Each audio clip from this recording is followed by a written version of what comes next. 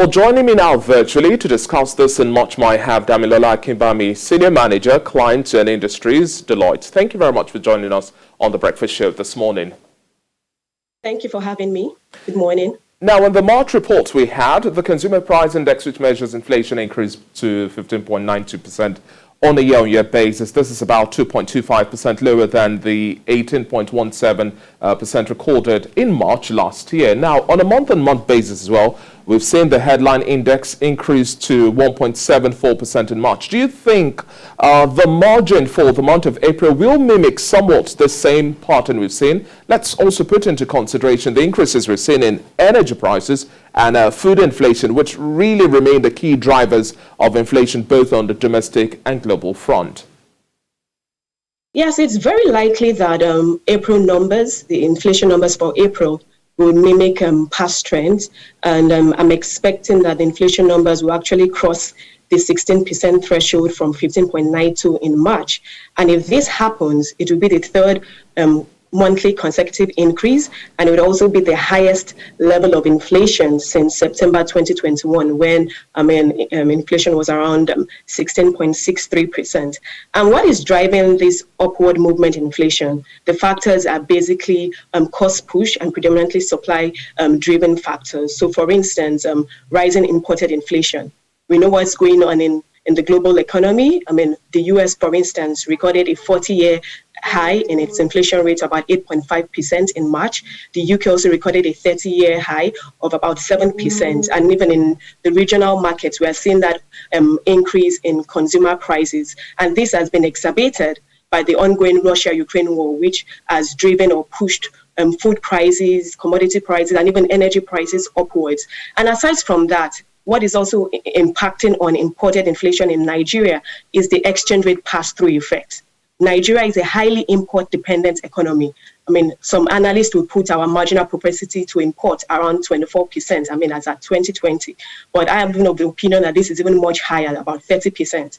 What that means is that for every item in Nigerian consumes, at least 30% is imported. So that just shows you that import dependency of the Nigerian economy. Aside from rising imported inflation, we're at the onset of the planting season, and during the planting season, what happens is that output is reduced, supply is affected, and shortages kick in.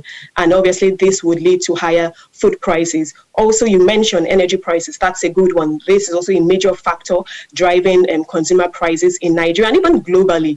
We've seen that oil prices are trading above $100.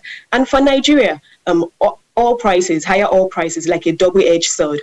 On one hand, we benefit from increased forex, we benefit from increased government revenue. But because we import all of our refined petroleum products, we have a high import bill. So the higher oil prices increase, plus the exchange rate impact, the higher we pay in terms of what we import for fuel. So that's why you see that diesel prices have gone up, petrol prices have gone up. Even look at aviation fuel, that also has increased. So, and the thing about it is that once these energy fuels increase, it filters into transport fares, and you start to see transport fares increase, and that also will filter into the consumer basket. Ironically, transport fares just account for about 6% of the consumer price basket, but the implications are far reaching. And also, I also want to bring to bear the fact that there are also fundamental issues and structural issues that are also driving inflation, like the insecurity that is ongoing. And the impact of all this on inflation should actually be significantly higher, like what we're seeing in other economies. But because of weak consumer purchasing power, that has limited the price increase to just marginal upticks. So most likely April numbers would increase Exactly. further. Definitely, Damilola. Now, let me button here. We're already halfway through the second quarter of this year. However, how much of a problem do you think is the nation's double-digit inflation rate to the new global poverty line set at $2.15 by the World Bank? For developing nations like Nigeria with very high poverty rates, many more people will likely be thrown further below the poverty line due to rising inflation. And this is also exacerbated, like you've also mentioned, situations of food crisis and insecurity. What sort of social intervention, especially within the agriculture sector, now do you think government can help ease up this reality that food inflation is really biting deeper into the average man's pocket? Yeah, so the agricultural sector in Nigeria accounts for about, 25% of GDP. This sector is also growing at about 3%, but meanwhile, it's the largest employer of labor. And so you need to understand what the challenges are that are facing this sector in order to be able to address or come up with social policies that would address poverty and food insecurity in the country. So one, for instance, is the fact that there's low access to credit. Yes, we've seen increased focus of policies towards boosting agricultural inclusion. So for instance, banking sector credit to the agricultural sector is a mega 3-4% compared to the manufacturing and oil and gas sectors, which are about 15% to about 18% respectively. So that just shows that wide variance. And this is a sector, like I mentioned earlier, that employs or is the largest employer of labor. So one, we need to address that aspect and boost credit to the sector.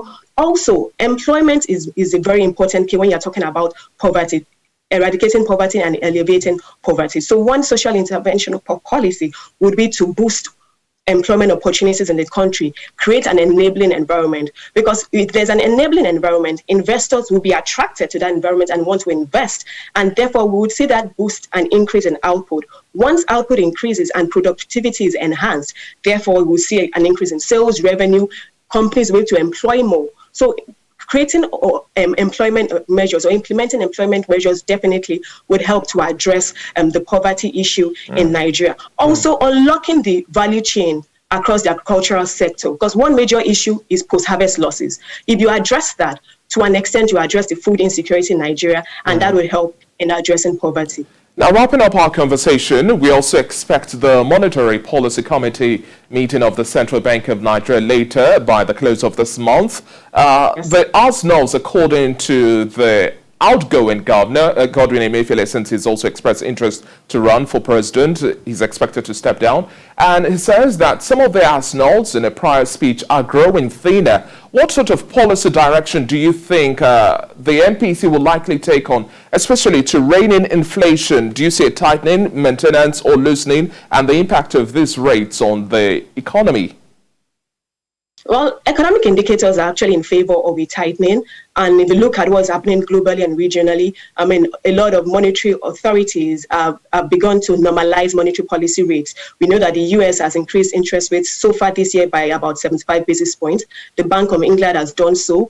Ghana has increased its interest rate by about 250 basis points so far this year. Even South Africa has increased by about 50 basis points. So it's only a matter of time for the Monetary Policy Committee of the CBN to follow or toe that line. And definitely, most likely, if you even look at what happened, the body language and the voting pattern of the last meeting in March, 40% of the members voted in favor of a hike. That means that the hawks amongst the monetary policy committees are becoming bolder. And it's only a matter of time, like I mentioned, that we would see a tightening stance. So, it's most likely, more often than not, we're going to see an increase in interest rates because that probability compared to what it was at the start of the year is significantly higher. Thank you so much for your time on the Breakfast Show this morning. It's really been a pleasure speaking with you, DAMILOLA AKINBAMI. We've been speaking with Senior Manager, Clients and Industries of Deloitte, and we keep our fingers crossed to see what will be the next move of the Monetary Policy Committee as they meet by the close of this month. Thank you for having me.